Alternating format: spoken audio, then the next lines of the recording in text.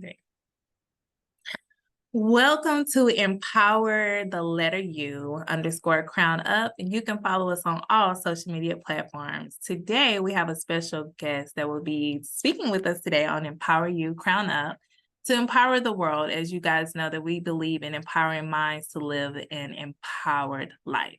So today, without further ado, we have our special guest with us, Miss Brittany Greene. Hello, Brittany. Hey, how you doing? How you doing? Good. I am so feeling this. I love the purple, just amazing. Thank Brittany tends you. to be very outgoing and just, full of it, full of Yes, life. we do name twin. Yes, we do. We show up and show out everywhere we go. Yes. Well, you are here. You're a special guest on Empower You Crown Up today. Tell us about you, what it is that you do, and who is Brittany? Like, who are you?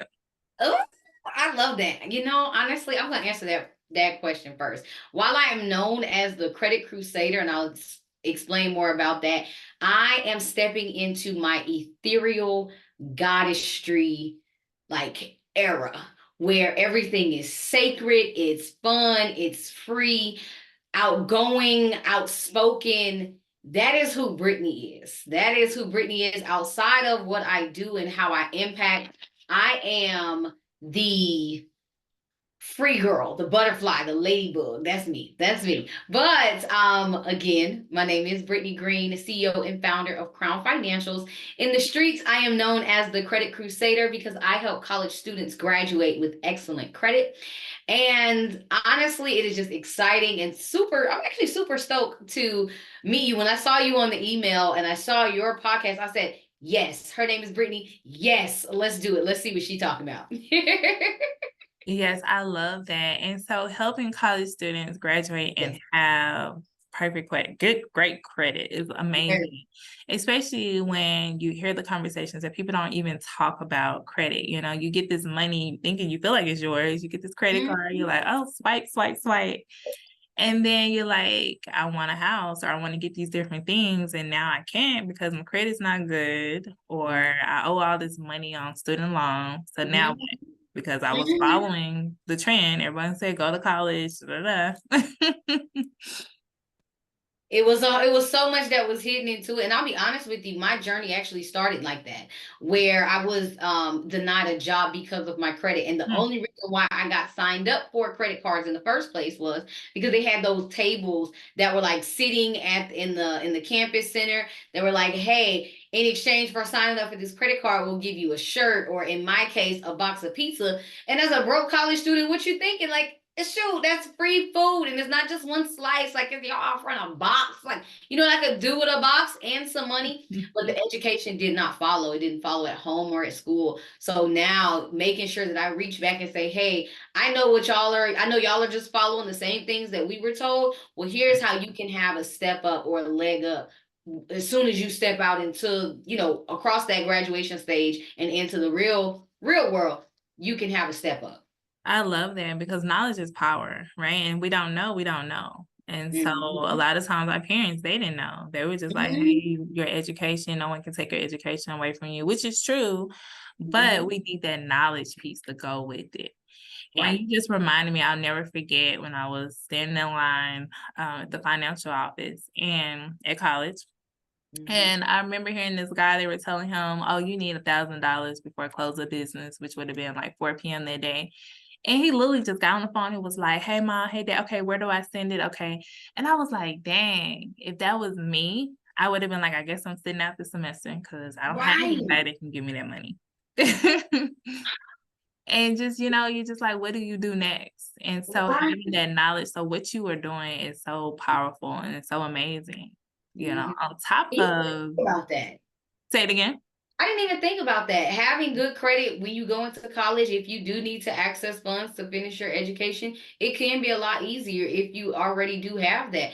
If you have that score and you're up there. So I didn't even think about it from that perspective, but thank you for giving me something else to put into the curriculum. Yes, put that in there because it's important. Because I remember that moment, I've never forgotten that. I was like, man, he's able to be like, hey, mom, hey, dad, where do you send it? And we Good. like, I need to work this amount of hours so I can pay this, Right. do that. And it's just having that foundation is so important. And I love that piece. And we definitely need to partner because I do work with a lot of youth, getting them ready to transition into the real world. And that is something that is important. But I do a lot of the getting your mindset right because a lot of times, you look up and you have a child before you finish college or you have the ideal to go to college, but it only takes getting paired off with the wrong person. So it's just important to have that foundation. And so if you can graduate and have a good foundation, have your credit right, know the people that's supposed to be in your circle, I think Yes. amazing, right? The Yes. sky is the limit. Absolutely. I'm excited. No, we definitely gonna talk about that because that is the goal, is to make sure that we have, again, a leg up to be able to do the things, have them do the things that we were not able to do based on the things that we were not able to learn at that time. So absolutely, I'm down. Yes, and then just knowing that college is about making those connections. I think that's important too. And people miss that mark because I noticed talking to a lot of different ethnicities, they were sent there with a goal in mind to do, certain things or to make these connections, or they already knew where they would be working at when they graduate. Where I Hmm. noticed that many African Americans was like, I'm just here or I'm just doing this major because, and then I switched majors about 3 or 4 or 5 times, and now I have even more debt. Hmm. And can't get it together. And you said an important piece, which is mindset. And I'm actually, that's a huge component of my program too, is being able to handle those stressors. Because a lot of the things is our behaviors. Anytime we're in a situation, whether it's an emergency situation or something fun, something crazy, we go back to our traditional habits. So if we can fine tune those habits to be able to mitigate through stress, such as college and the classes, or having the goal in mind, or in some of those instances where someone may have a baby before they graduate, wherever the situation that kind of puts some stress on the body, to be able to manage through that and still stick to your goals. That's going to be super important. So I'm glad that you said that you guys focus on that. And I do hope we talk about some mindset stuff today, because that's going to be fun. Yes, definitely. Because a lot of times that goes back to how you were raised. You go back to that or believing what people have told you. And so like I share my story here and there. Like my first child, I had her at 19. And that was the first thing people like, oh no, you're not gonna be able to finish college. Like, I'm gonna show y'all I'm still gonna finish Right. college regardless. Like Period. Period. exactly. But then it's like once you get into the real world, then you start connecting with other people and expanding your knowledge. And then you realize like those who are a lot of people who are millionaires and billionaires, they didn't even go to college. Like I realized that, and I was like, well, I mean, it's done now, but so you mean it? So how I do what y'all did? right. And it's like in following so many people like Tony Robbins, for example, he shares his story how he was homeless and he learned from just expressing gratitude and constantly giving, giving, giving. That's when God began to open doors for him. And I've heard that story from so many people who have made that threshold of making their money. They're like, once they realize that it's not about me being stingy or anything like that, me giving, because at the end of the day, it's up to you to use that knowledge. And a lot of people, they sleeping on it. They are sleeping on it. Don't worry, we got a bell. We're gonna wake them up. We're Yeah. gonna wake them up. We're gonna wake them up. So that leads into your freeness. I'm loving that. That's something that I am getting into from the mental health side of things, is getting into the chakra and the sound healing and just learning to be still. And we don't do that enough. We just keep going, going, going. So tell us about your journey of being free and being you and just not being afraid to just be you.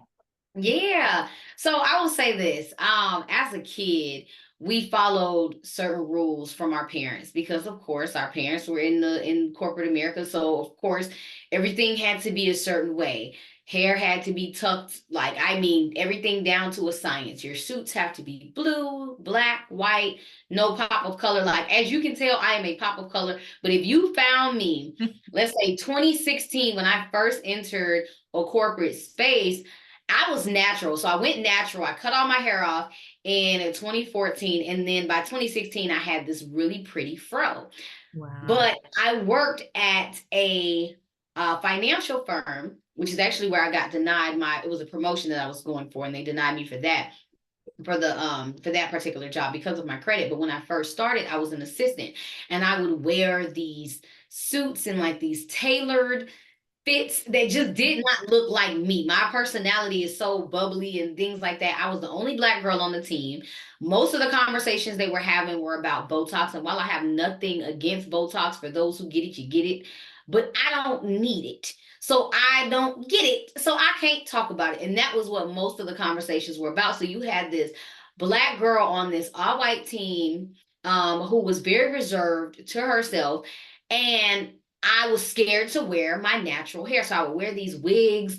And I'm talking about these terrible wigs too. I know you know what I'm talking about, the ones with the part there. And it don't look like the bust down, middle bust down parts and all that. It don't look like that, right? But I was scared to wear my natural hair. And then I started a business in 2017. This is how I got into the credit industry.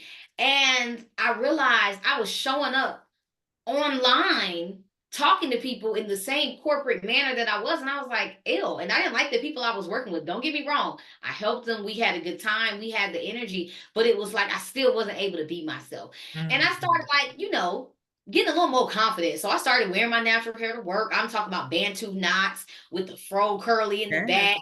I'm stepping out of the suits. I'm adding florals. I'm doing all these different things. And I'm starting to come into who I am. And I'm realizing they turning up their nose at me like, who is this girl and who does she think she is? But I'm like, I'm me, darn it. So obviously that didn't last long. I started my business in 2017. And by 2018, I was a full-time entrepreneur. Yeah. And then at that moment, I realized, okay, well, I no longer have a clock to clock into. I no longer have someone I have to code switch for. I can literally build this business how I want to, talk how I want to, do what I want to. Well, let me start doing those things. So I started finding who I was. I started in 2018. This is so funny because the weekend that I got fired, that Monday I got fired, the weekend before I met with Lisa Nichols. I went to her conference in Orlando. I drove up there and I was like, I'm going. That Monday I was fired, but I knew it was divine parts, like that it was divine order that it happened that way because I did not leave that conference the same. I left being able to be authentically me, meaning that's when I started wearing like the bold colors and I started getting into fashion. I even took up a modeling troupe at the time just to get my fashion on point. And I started becoming myself even more and more. I'm gonna actually do a video of like where I started. And I was like, hi guys, we have do this. And I'm like, I start showing up and I'm like, look, this what we gonna do. And I'm bringing out the ebonics, the slang, and I'm coming into who I was and I started stepping into that authentic space. So what I say to folks is don't shrink yourself to be in a room that you ain't even supposed to be in. You busting out the walls of that room because you ain't supposed to be in there, right? Your personality, your who you are at the core of you is so much bigger than the room they're trying to confine you to. So be you, whatever that is. So now I wouldn't even let my tattoos show, okay? Let me tell you something. I got 30 tattoos and I let them all show now.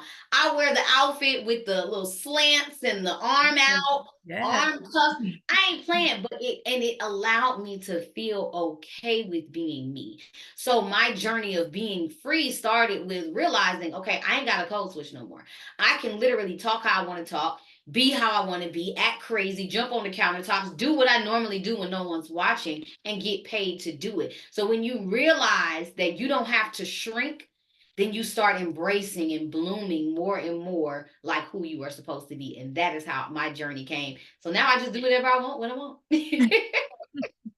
And that's the ultimate life right there. Because when you say that, when you start getting out of those suits and being who you are, people are like, who is this? Who she thinks she is?